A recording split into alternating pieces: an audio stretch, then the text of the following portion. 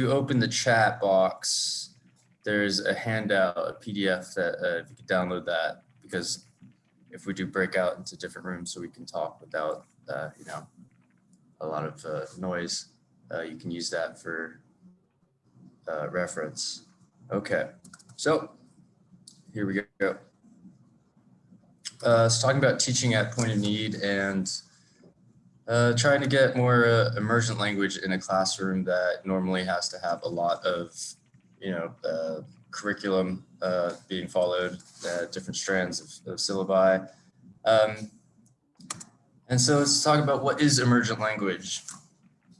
So emergent language comes from emergencies. Well, not so much like as we think of the emergency room where you get hurt and have to go up there, but something unexpected and requires immediate action.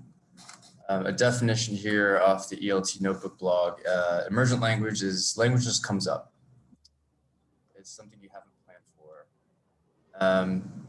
Maybe the learner just doesn't know how to say something and they ask.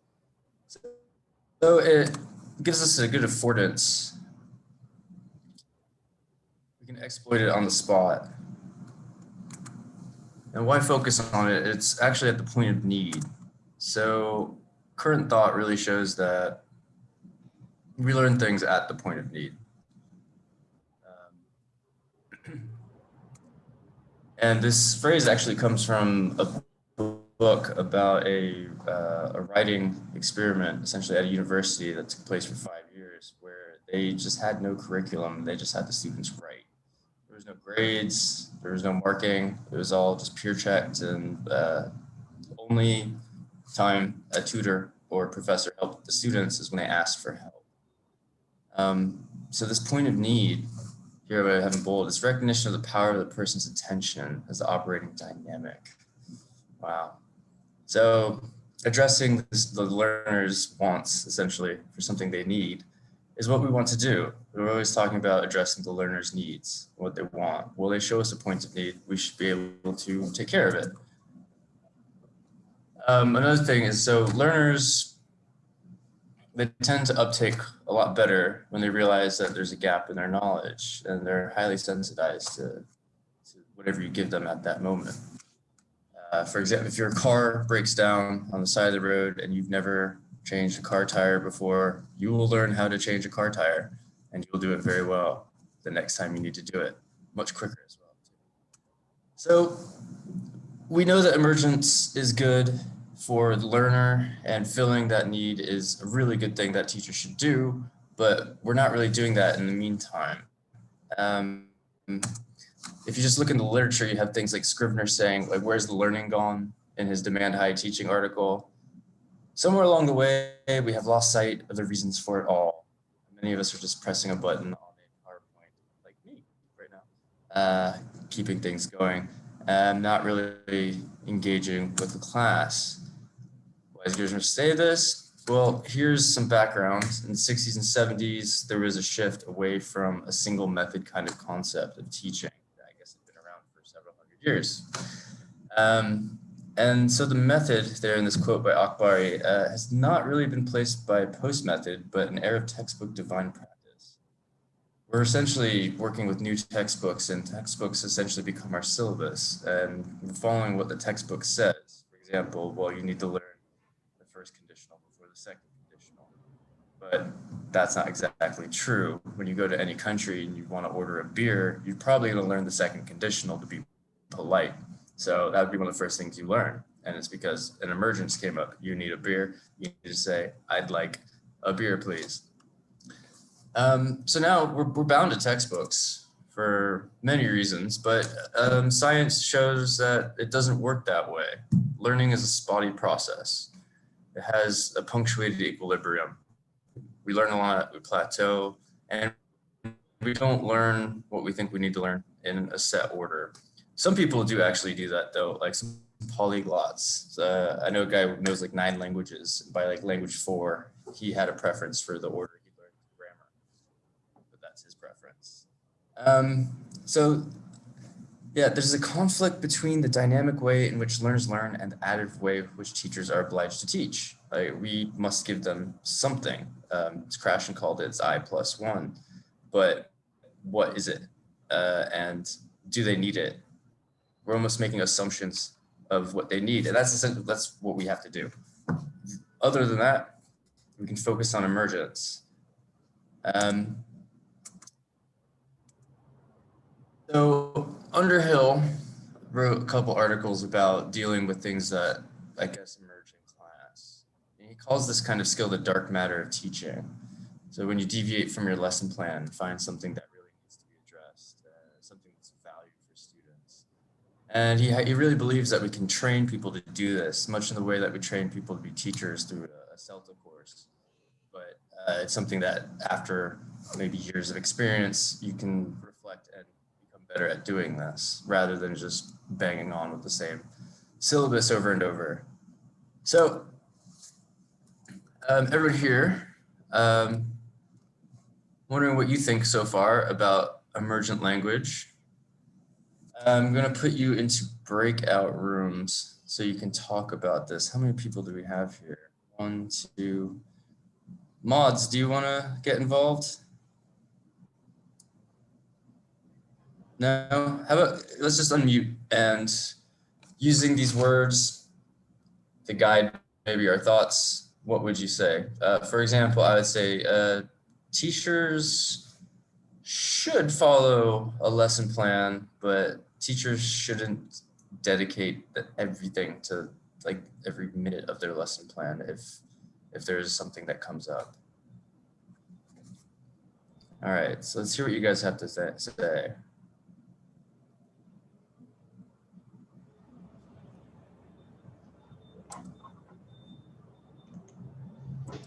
The host muted you. All right, wait, unmute. All right, I'm unmuted now. Okay, I don't think we need to go into breakout rooms because I'm not sure we have yeah. I think there's we can just talk about here. Yeah, Seda? Can you come in?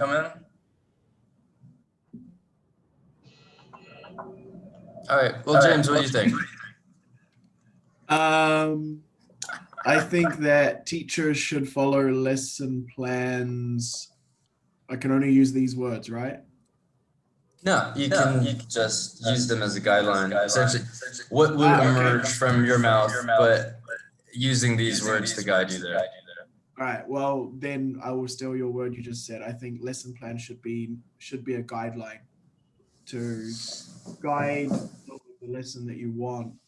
And then you should be prepared to address any unplanned circumstances and be prepared to go off-piste as a skier. That's what I like to say, if you need to. So I think they should be flexible.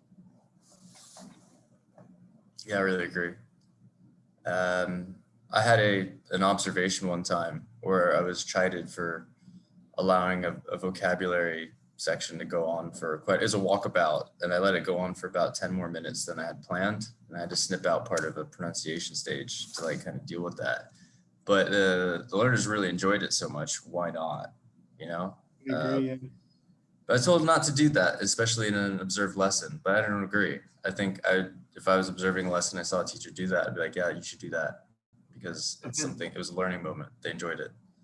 I've had the same feedback before, and I've had the opposite feedback before. So, yeah, oh, that's weird. What about number 2? What do you think?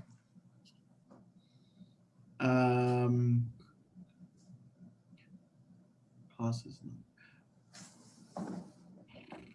I think classes not planned are probably going to.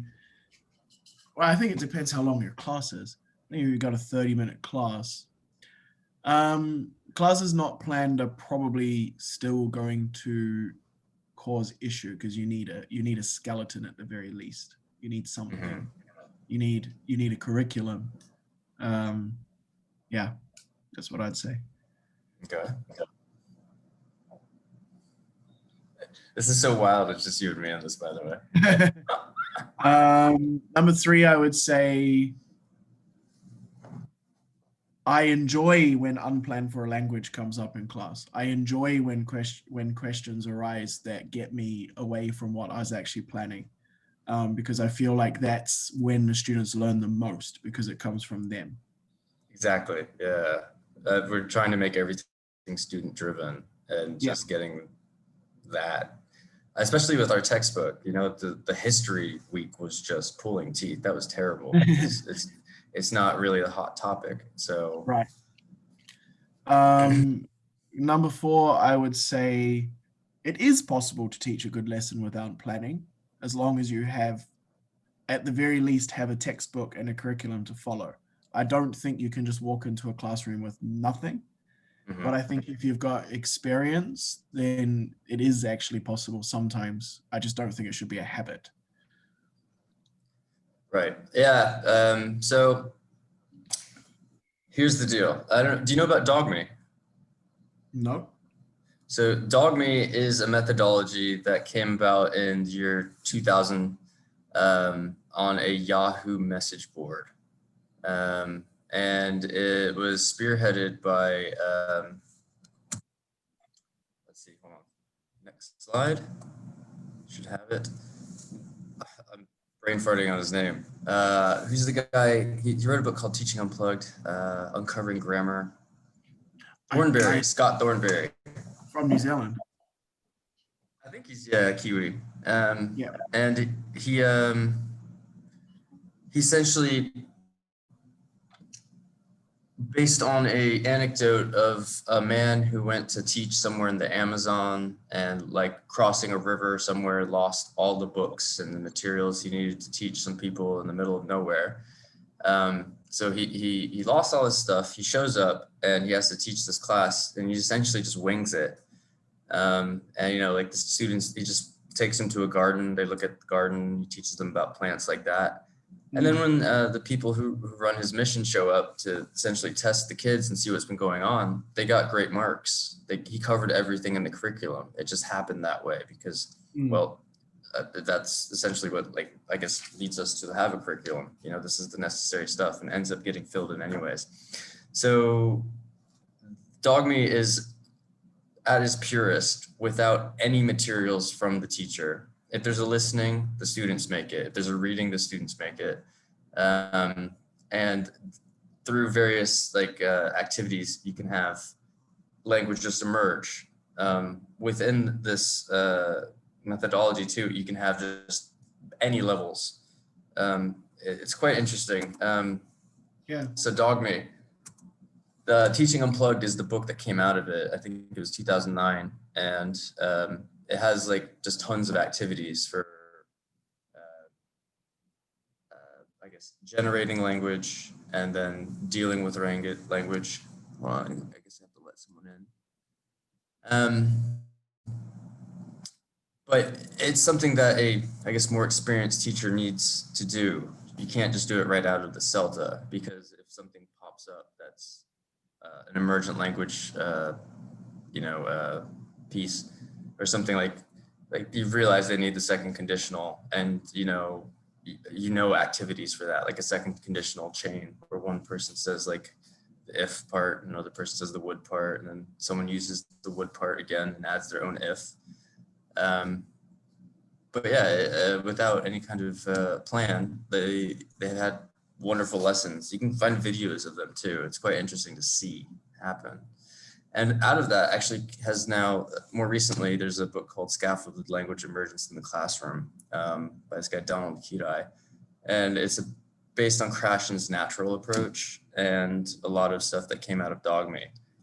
So it's entirely an emergent language methodology. There's no materials whatsoever, no plan, essentially. But we can't do that.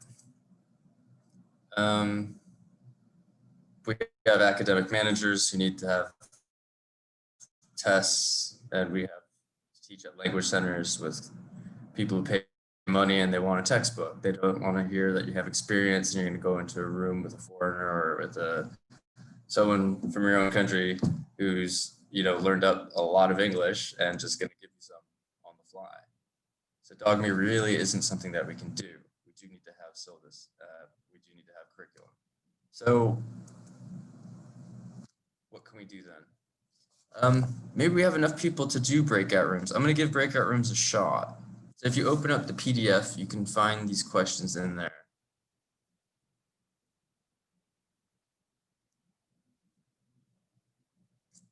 So I'm gonna put you guys in breakout rooms and see what happens.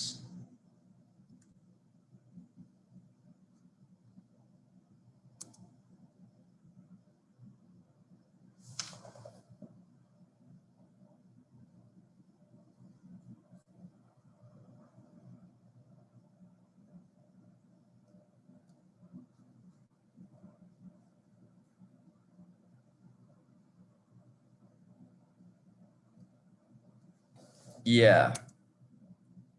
I'm gonna add this PDF again. It should be there in the chat.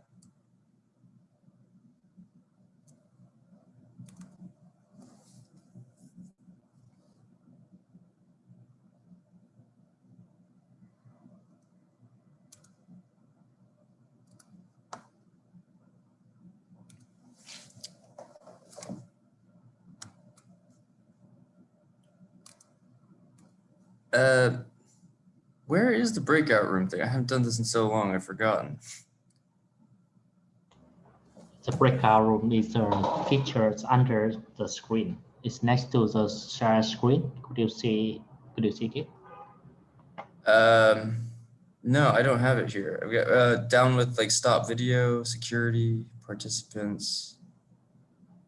Okay, so I change the role into the host. Oh, I'm not the host, right? So I don't have it. There we now go. host, Okay, yeah. now I have it. Okay, great. So I'm gonna put 6 of us into 2 rooms. There's 6 of you guys. All right.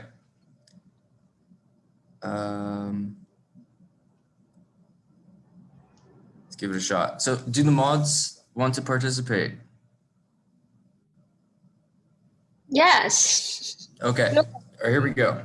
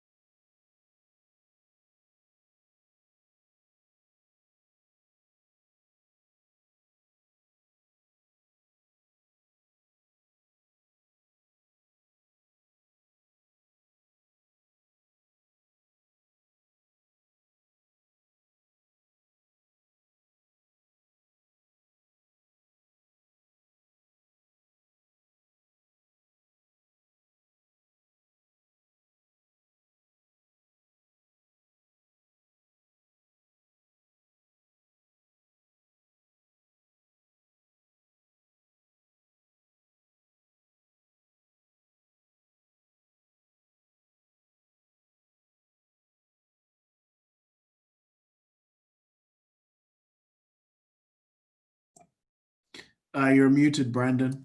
Yeah, maybe we could all unmute. I don't think there's too many of us, so it won't be too crazy. We can just go through these questions together. Do you mind putting the slide back up then? Might be Yeah, easier. I'll just put it right back up. Thank you. Okay.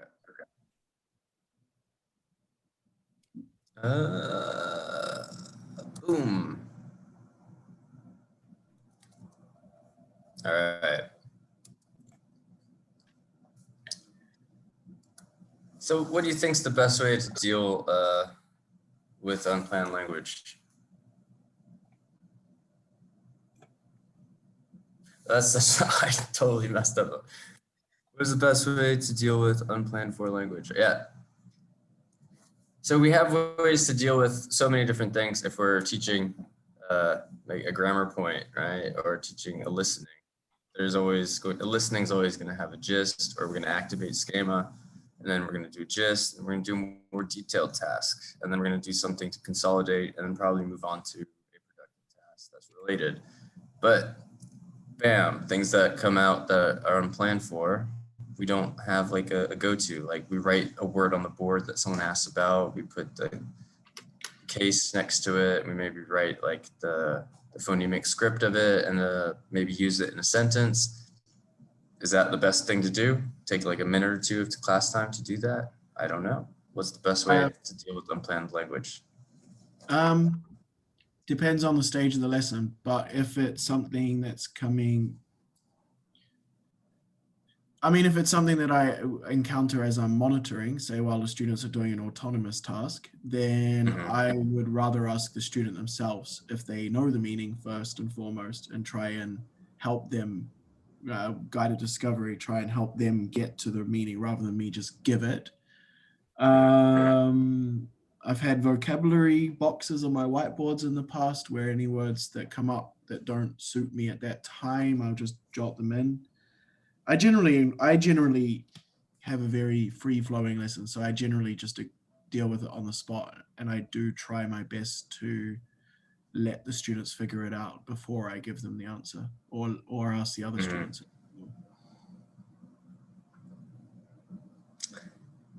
All right. So how much time do you think you can spend on emergent language in a usual lesson? I honestly have no idea how much time I do spend on it.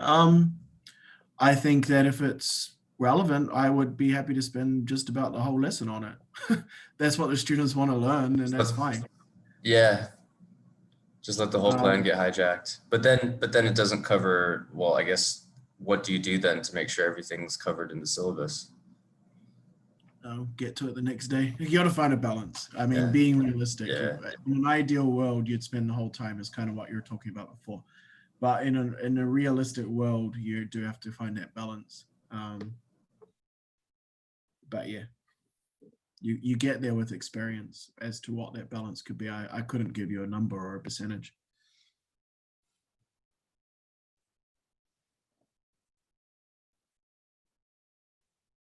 Really figure out for my lessons is how to get the students maybe driving where the class goes more than me.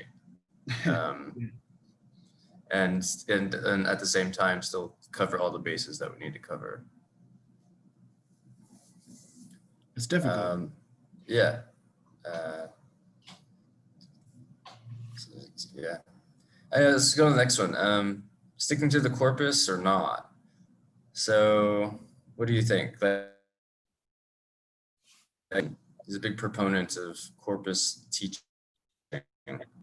Like a teacher at elementary to intermediate level should not be teaching anything that's outside of the top 3,000 to 8,000 words that are frequently used. I think about that. I think if a student asks, I think you've got two options. I think if it's a word that is obviously far above their level, then often it's better to say, you know what, right now it's not really necessary for you to know that, but here's a synonym that maybe give them a synonym that's more at their level for that word.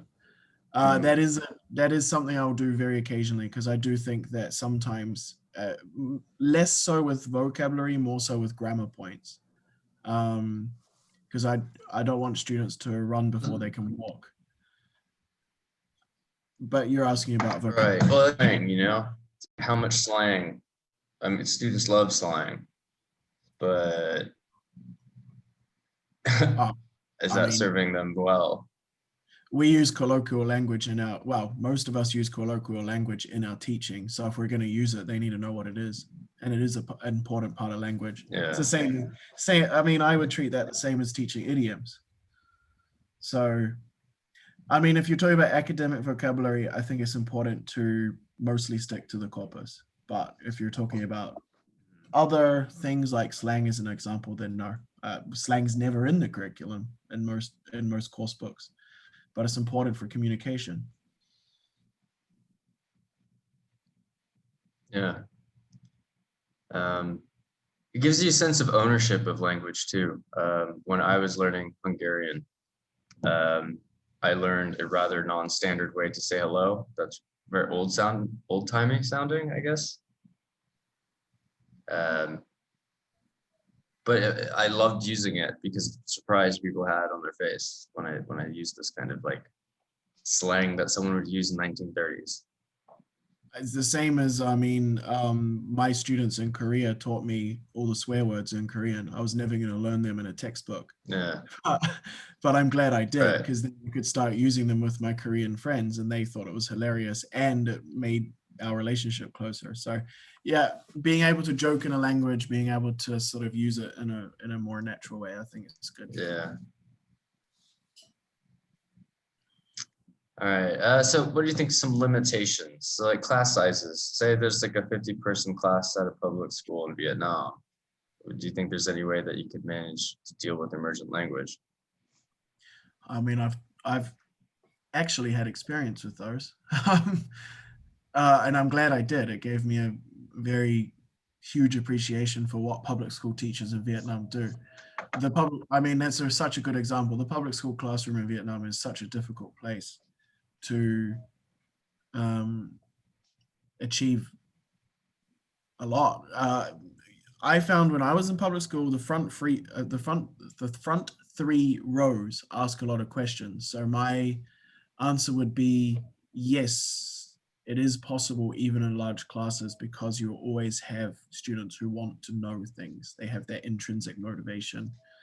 However, it's obviously going to be more difficult and you risk leaving the others behind. But let's be honest, in a class of 50, some students are being left behind, which is far from ideal. And I do know how hard teachers here work to overcome that. I would say a big limitation in my experience is students not asking, that they don't ask questions, that they don't actually give you the emergent language, the opportunities to teach them what they want to know. They don't ask. That would be a huge challenge to me. Very frustrating. Yeah. I'm going to talk about this later, but I essentially think that's a matter of just autonomous learning and learner training. So bit by bit, you can essentially get a class by various means to start, telling you. Literally, I started doing this a bit ago. I just started asking directly, like, so what do you want to know? Or like, how was that difficult? Like, kind of difficult, really difficult? Why? And what is it that would help you make that like less difficult? And then have to reflect on it for a minute, talk to each other, like, okay, so like, tell me what you need to make that easier. And those classrooms too, I think one advantage of, being a person who has shared L1 is you can just ask, like, how do you say this? The phrase, how do you say in English?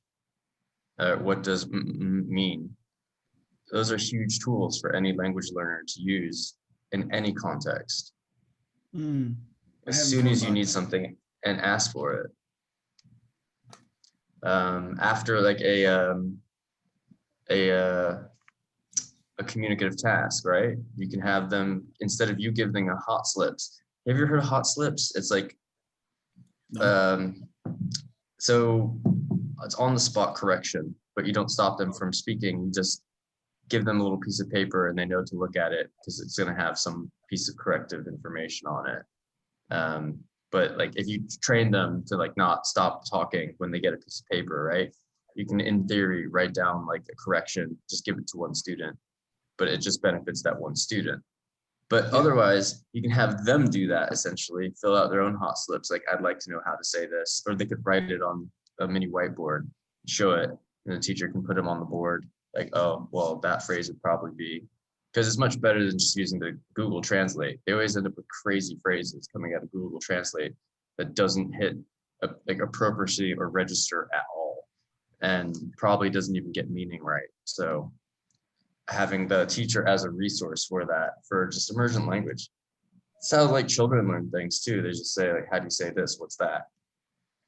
Yeah, I mean, young learners are a lot more brave about just going, teacher, I don't know. Yeah. Yeah. But I guess that, yeah, so that kind of building in the autonomy to ask, or making it, yeah, step by step from the very first class. One thing I've done is like, so the students can ask me any question, they write it on a slip of paper and they give it to me. I give them the answer if it's grammatically, if the question's written grammatically correct. So I just help guide them to it. And I let them know, like, if they're above 18, like, you can ask me anything. But from that, you can take a step to just be like, okay, cool. Now, like, let's talk about you. Like, I want you to talk about English, not asking about my life, but I want you to ask a few things about English. And then this gets them thinking like, oh, well, yeah, there's some things I do want to know. So it's an interesting transition, and you can do that in the very first class where you're setting all the norms and things. That's a good idea. We do it often in training workshops where you say, hold your, here, there's paper on the table, write your questions, we'll come to them at the end. It's quite a good idea. Yeah, exactly. So implementing that stuff. Yeah, I mean, the classes right now are shared class, man. I definitely messed up right at the beginning. I just came in, did not really build rapport as well as I should have, and it's just so poisoned. So I can't wait to have like another class. It's like, okay, let's start from square one. We're doing this right this time. Very easy to do. Even when you've been around the block a few times, if you change something a little bit, and it's very easy to do. So yeah. All right, so let's move on to the next slide. This is the emergent language checklist that comes out of Teaching Unplugged. It's a lot to just take in at once. But if you cover all these bases, essentially, even if you don't have a syllabus, right, and language comes up, if you do all of this, or this is probably what makes it purposeful to deal with emergent language, right? You give a phrase or you give a piece of lexis.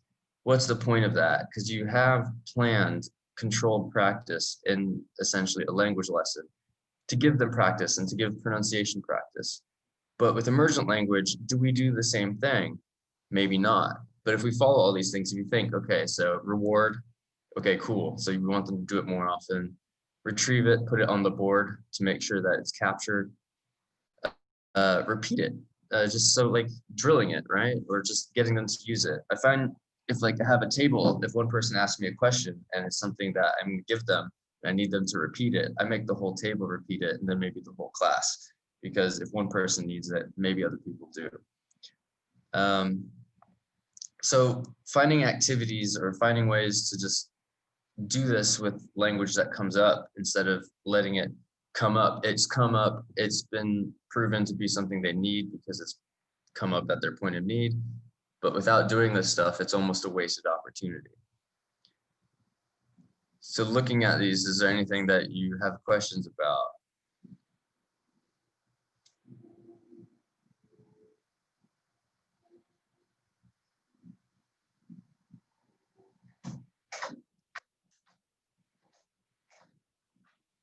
Are you there? Oh man. we can hear you. I just didn't have any questions. Oh, all right. I'm wondering because I've got this little circle of death when I touch anything that's Zoom related. So you can hear me? Yeah, we can hear you. Your video has been frozen for quite some time. We can hear you. Cool.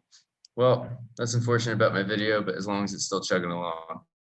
All right, so this checklist is essentially the basis of dealing with a Dogmate style lesson, making sure all these things happen.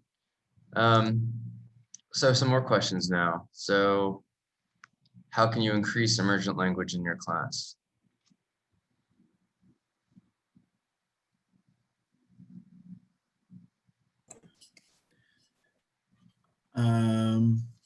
We've got quite a lot of people here now. maybe some other people can share their ideas.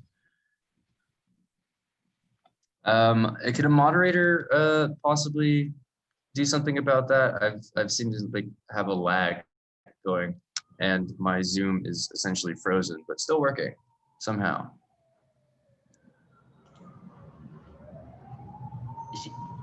It could But be yeah, either. someone please.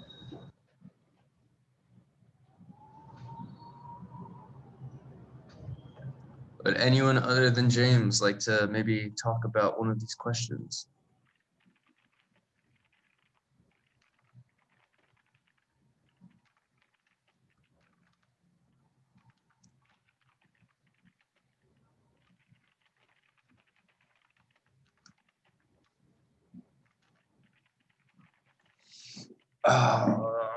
Can you still hear me?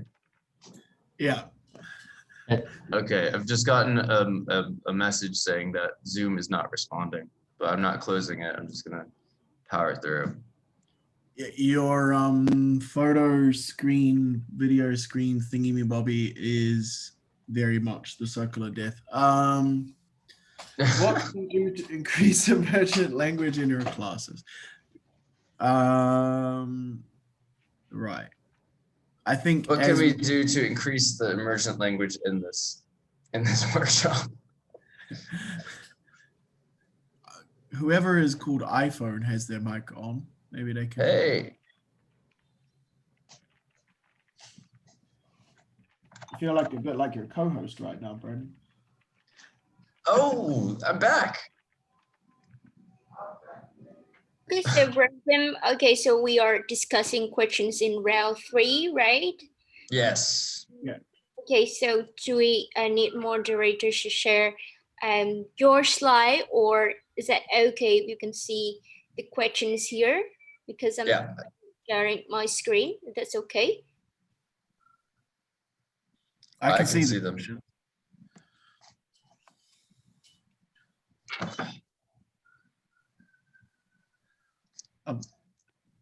You gotta be kidding. Possibly doesn't help that 4 different people are recording it, to be honest with you. It probably lags it a bit. All right. Well, I just touched something trying to move it out of the way, and now I've got another circle of death. But anyways, so yeah, what do you think we can do to, I guess it's just us. What can we do to increase emergent language in our classes? I find it difficult getting them to really just kind of throw stuff out there. They don't really have an enthusiasm for. I'm very anecdotal in my teaching. I tell a lot of stories, and I find when I'm sort of sharing anecdotes that that's a place where the sort of formal rules of traditional classrooms, as in, I was thinking before about, students not asking questions is quite a cultural thing. It comes from that sort of Confucius way of learning. The teacher teaches and the students listen. So I find that once they sort of get used to my very anecdotal nature, that then they start asking questions about the story and they sort of chip in with their own stories and things. So it's not exactly, I mean, my anecdotes are related to whatever the topic of the day is. So we are using the same vocabulary. So I find in those sort of semi-formal or even informal moments, there's a drastic increase in emergent language. When you sort of, those moments. Did you board any language that comes out of your stories? Yeah. I mean, I board just about anything that I hear that I think needs addressing. Wherever I'm standing in the classroom, whichever whiteboard I want to board it on. There's usually random words across my room. I'm not particularly organized with it. I probably should be more organized with it.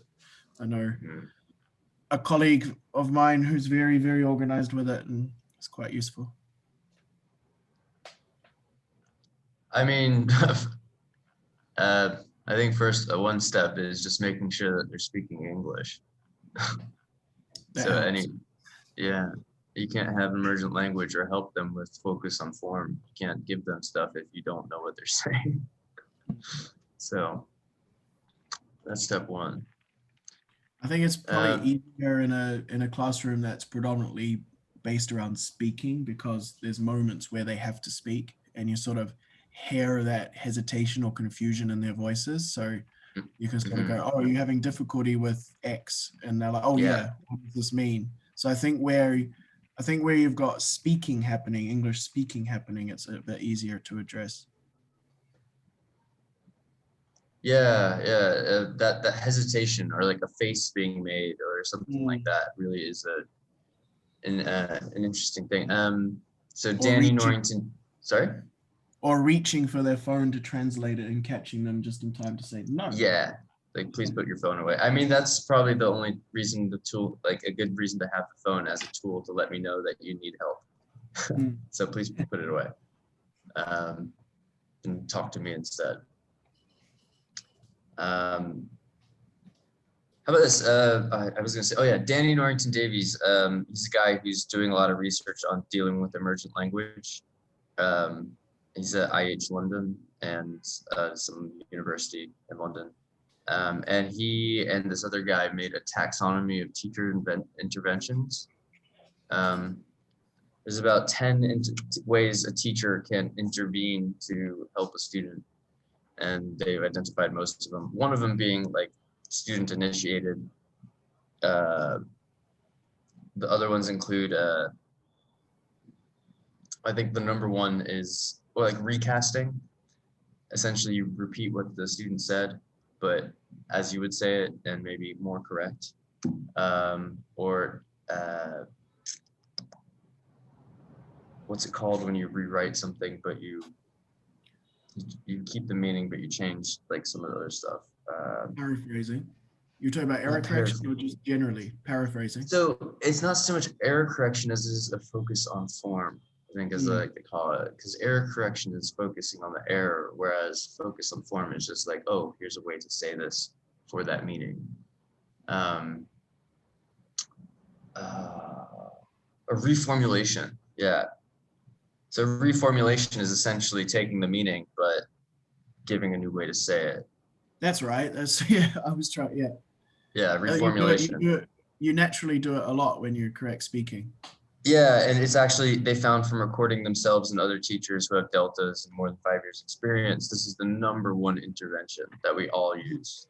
Is like, and the difference between a recast and a reformulation is a recast. Most of the learners that you address when they have made an error or they've hit a lexical wall, you say this thing out loud and they're not paying attention because they're just trying to think about what they're saying. The rest of the class gets it, but the one person who needs it doesn't. So reformulation is directly saying, okay, I'm going to tell you something different and now listen. And you essentially do the same thing, but you have stopped the speaker and kind of focused their brain onto what you're going to do. The very annoying thing about being an English teacher is that you start recasting in your personal life. Especially when you're a Kiwi and you go back to New Zealand, and Kiwis are lazy with language. When you recast your own mother. Yeah. As I have done. I've definitely done it to my dad, actually. I try to not do it in personal life, but it's like growing up, it's like, it's my turn. Like, that's not how you say the third conditional, Dad. There's no had in that part of the, yeah. Brandon, I have to duck. Sorry, I've got to go and get ready for my session. So my apologies that I all right. I've genuinely enjoyed it and learned quite a lot. So thank you. All right, man, no problem. I'll see you in a bit. Yeah, see ya. All right. Is there anyone here who'd like to join this conversation? Oh yes, so okay, so I agree with what Bennett had just said. Is that sometimes, you know, when we teachers try to deal with an emergent language, you know, we have a tendency to talk about like personal footprints, like our personal life, right?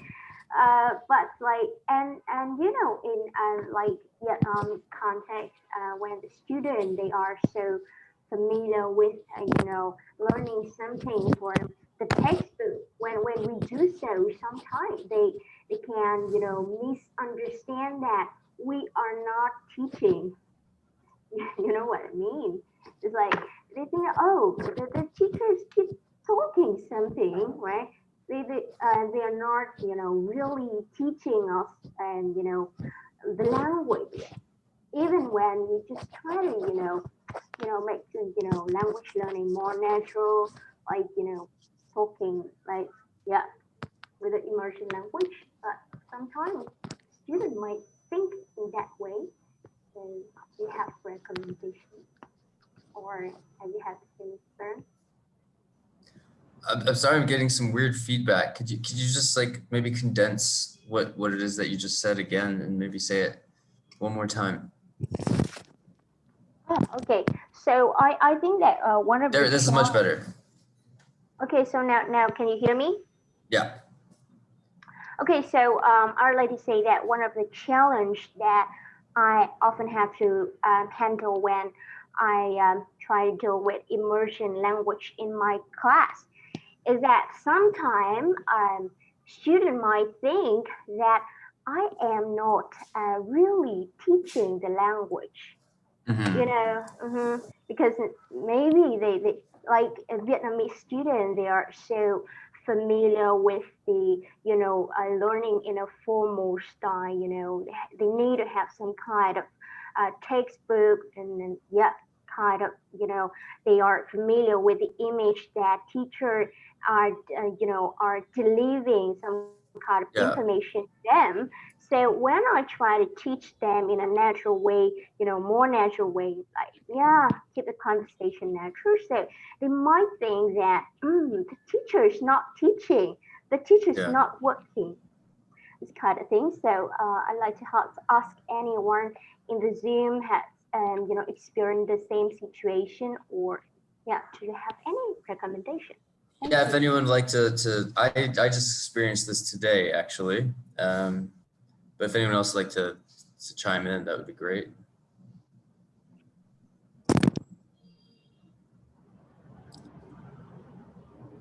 Okay, so I'll share mine. I find having a very open and straightforward dialogue with the class about why you are doing something is quite instructive, especially because anything that you're doing outside of what their normal schooling would have done to them sets off an alarm. It looks like the teacher isn't actually trying, or the teacher hasn't planned something and is just slacking off, where you may have spent 2 hours essentially planning for having a very unplanned lesson so that you can do that, but they don't know that. So it looks like you're not trying. So today they did some writing in my class, and then peer correction, where they go to tables, and each station they'll be looking at grammar at one, organization at another, and I have some scaffolded language that they could use to help each other with, and some ideas for what they need to look for in there. But they kind of, I can feel like that they don't want to do it. One student says, I'm like, ask, why aren't you helping your friend? Your friend needs your help. And she goes, well, I'm not good at writing. I can't help her. But this is the best student in the class saying this. And I don't know, I just want to tell her, like, studies have been done. It shows like a 35% increase in students' like scores and all the stuff when they do peer correction. Your language is graded to a level that's easier to understand than mine. And you have just written this as well. There's so many reasons like behind why peer checking is really good. But I did start saying this stuff to her, but preparing something beforehand maybe, and just holding their hand saying, we are going to do this activity and this is why. And it's going to help you because, and then after it, having a reflection stage where you say, so what did you get from that? And if you didn't participate, why didn't you? I mean, you don't know whether it works or not.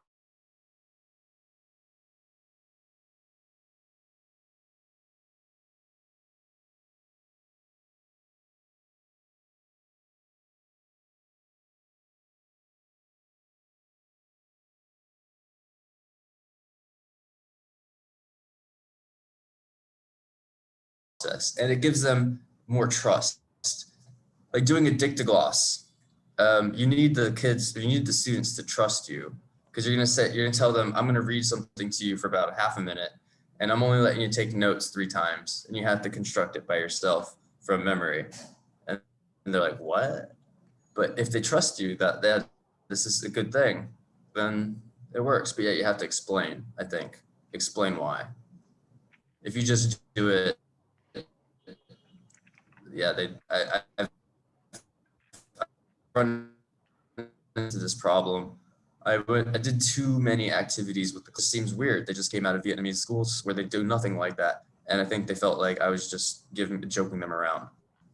So I've totally lost a class or 2 because I didn't bring them into the process. So yeah, bring them into the process and tell them why it's happening.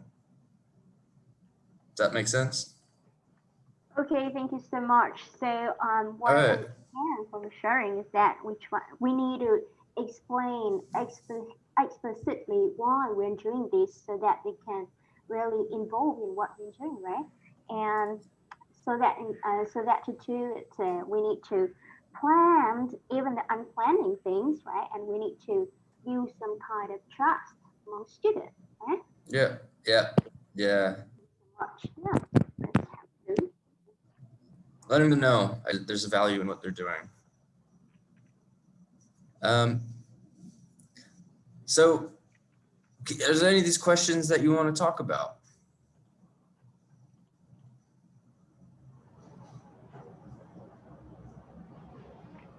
How about what can you do, or like what have you done dealing with emergent language in class? So what have you done?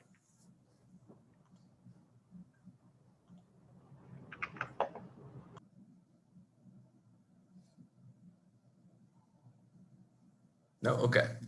I'm gonna move on then. Here's the final slide, or second to last slide. Here's some ideas.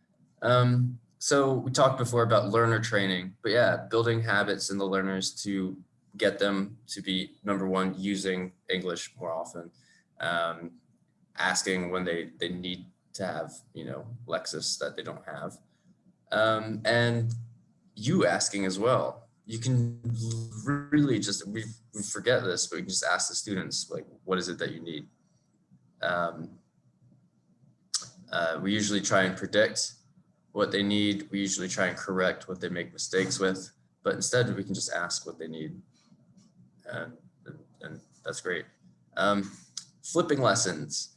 So we usually do a lot of input and practice with language, and then we do a productive task. But if you just make it task-based right away, do the productive task first, see what things you have planned or what parts of the book could fill in their gaps in knowledge. Maybe there's a part that's too easy and you just don't really have to go over it. You just say, yep, you guys just don't need to do this because you all demonstrated, this part of the book. We're not doing that. And that's bringing them into the process as well. Because they could sit there and be like, oh, this is pretty boring. Like, I already know this. And on the same token, if something's really hard for them, they'll be like, oh, the teacher's like such a jerk. This is too hard. Why isn't this so easy? How does he give me this? They also say the same thing, like, oh, this is so easy. Oh, Jesus. So, that zone of proximal development that we're always looking for, let them essentially find it by doing the task and then doing remedial teaching afterwards, or reacting to what they need. A dictogloss, that's great, because if you find maybe the language point that you want to teach in your dictogloss, they already know it, but there's something else that shows up that they don't write down. For example, like past perfect. You didn't think that maybe past perfect would be the thing they don't get, but it's not there. So boom, bust into past perfect. Focus on form is essentially just recasting or reformulating. There's a video here. Richard Shin leads an inset with some teachers in Ramallah on this. And it's just about upgrading language. So maybe in an upper intermediate class, someone's talking about going to a museum, and they definitely are using lower level vocabulary for it and phrases. You can just plug that in, put some phrases on the board, some stems, point out like some feature like schwa, practice drilling it, and then do the communicative task again. Now the students have something like language on the board, scaffolded for them, that's higher level, and they feel confident using it because you just practiced it in a controlled way, and then they just go and do for your practice. As a teacher outside the classroom, doing reflection and training. So you can take notes of emergent language, like things they said, things I would say it this way.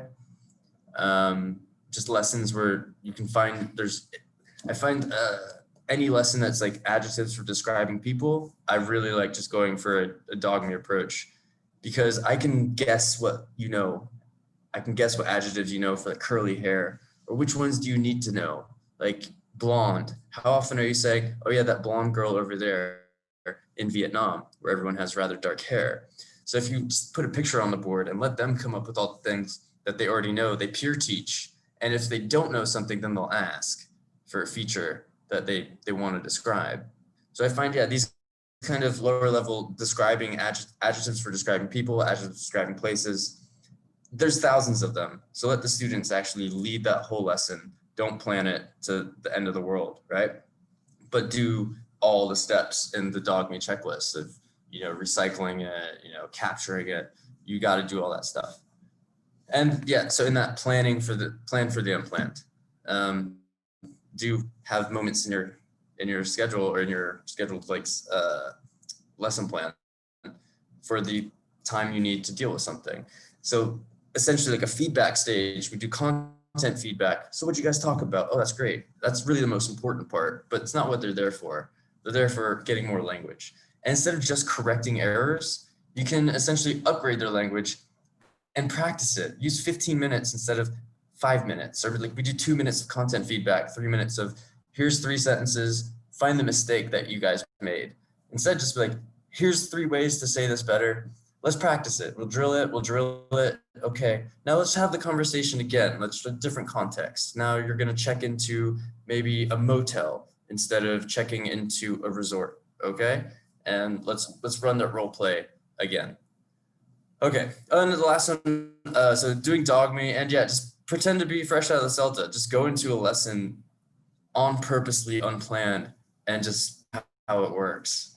That is kind of crazy. You can tell the students tomorrow, I'm not going to plan anything. I'm going to come in. Let's see what happens. I've been teaching for X amount of years. I want to see how fresh I can show you something. Because I'm sure I taught some amazing lessons right out of the CELTA, not really knowing what I was doing, and just woke up, forgot the plan.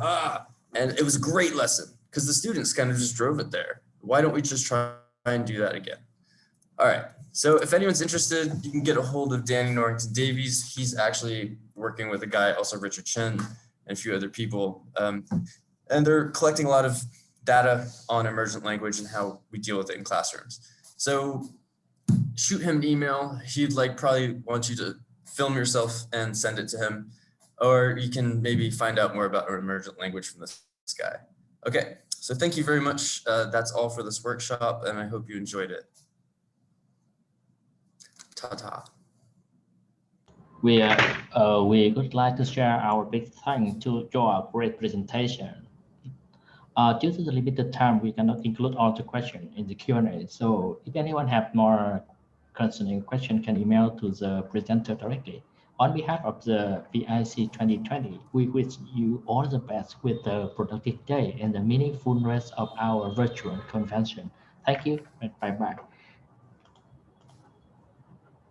Thank you. Yeah. Now I'm going to end the meeting. Yeah. Okay, yeah, please do. I can't, my Zoom isn't responding. All right. Okay. And when the Zoom is working perfectly, you can help me to end the meeting.